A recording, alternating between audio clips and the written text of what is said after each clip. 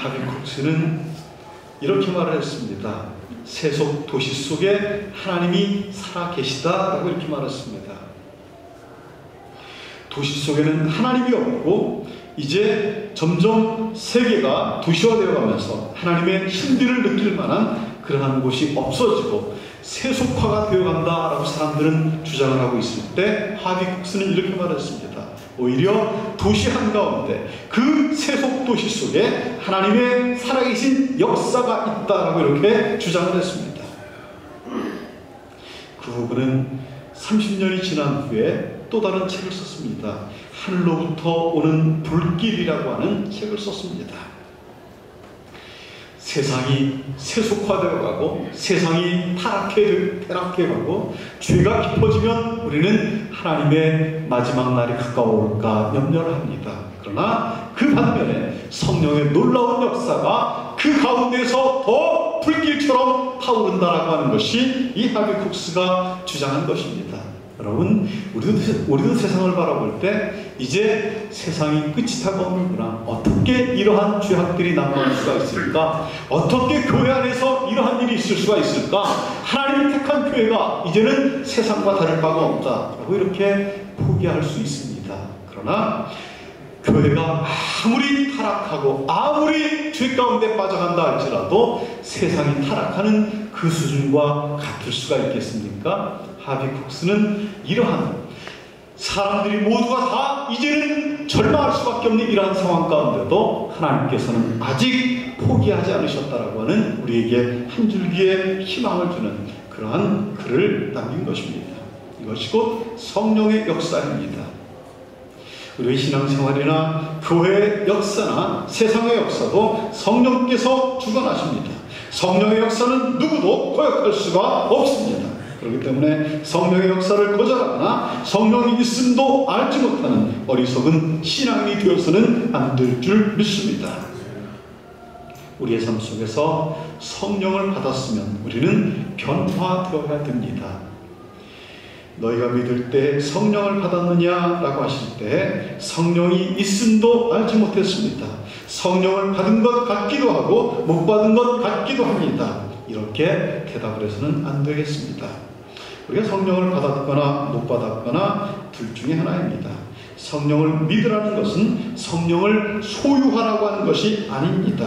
성령을 받는다라고 하는 것은 성령의 지배를 받는다라고 하는 것입니다. 내가 성령을 소유해서 내가 성령을 부리는 것처럼 마치 부흥강사들이 성령 받으라라고 말하는 것처럼 성령을 소유하는 것이 아니라 내가 성령님께 이끌림을 받는 것입니다.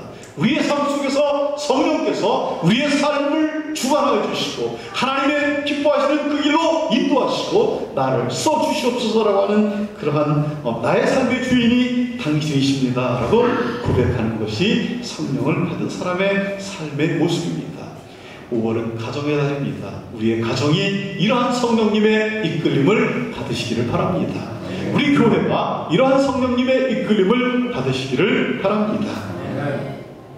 나는 다만 그분의 종이 되는 삶을 의미합니다. 그렇기 때문에 내가 성령을 거역하면 성령께서 근심하십니다. 성령님이 떠나십니다. 우리는 성령님을 이끌고 가려 하지 말고 성령님께 순종하는 삶을 살아야 됩니다. 성령님께서 나를 향한 계획을 발견할 줄 알아야 됩니다. 우리 교회를 향한 계획을 발견할 줄 알아야 됩니다. 마침내 그리스도의 영이 나를 온전히 지배하고 그의 기쁨과 그의 능력과 그의 용기로 충만한 삶을 살아갈 수 있도록 우리를 이끌어달라고 하나님께 간구하는 것입니다. 우리는 음식이 없어도 얼마 동안은 살 수가 있습니다. 보지 못하거나 듣지 못해도 우리의 생명은 유지할 수 있습니다. 그러나 숨을 쉬지 않고는 한시도 살 수가 없습니다. 숨을 쉬며 사는 것은 우리의 육신의 삶에 있어서 매우 중요합니다.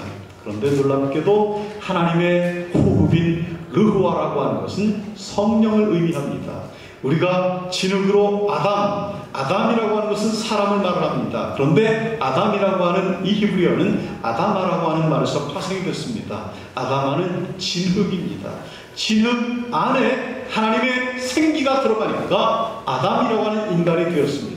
우리가 이 세상을 떠날 때 우리는 다시 진흙으로 돌아갑니다. 흙으로 돌아갑니다. 우리 영은 하나님께 돌아갑니다. 그렇기 때문에 우리의 영이 살아있어야 진정 살아있는 줄 믿습니다. 하나님께서 이 영을 건강하게 하시고 우리가 이 땅에 사는 동안에 세상의 습관을 본받지 않고 영적으로 건강한 삶을 살아가야 되는 것이 이러한 이유인 것입니다. 성령님을 여러분의 삶에 모시기를 바랍니다. 날마다 그분께서 나를 향해서 하시는 말씀에 귀를 기울이시기를 바랍니다. 성령님께 붙잡힌 받은 삶을 사시기를 바랍니다. 너희가 믿을 때 성령을 받았느냐? 라고 이렇게 사도 바울이 묻는다면 네, 받았습니다 라고 이렇게 대답할 수 있는 저와 여러분들이 되시기를 바랍니다. 주님, 나를 사용하여 주시옵소서. 나를 당신의 뜻대로 사용하여 주시옵소서. 이렇게 응답하시는 저와 여러분들이 되시기를 주 이름으로 축원합니다. 성경에 나오는 성령에 대한 몇 가지의 속성을 소개하면서 말씀을 마치고자 합니다. 첫 번째 요한복음 3장 3절에서 6절에 보면은 성령께서는 우리를 거듭나게 하십니다. 요한복음 14장 26절에 보면은 우리를 가르치시고 생각나게 하십니다. 창세기 2장 7절의 말씀 가운데 보면은 우리에게 생명을 주십니다. 요한복음 16장 13절에 보면은 진리 가운데로 인도하고 장래일을 알게 하십니다.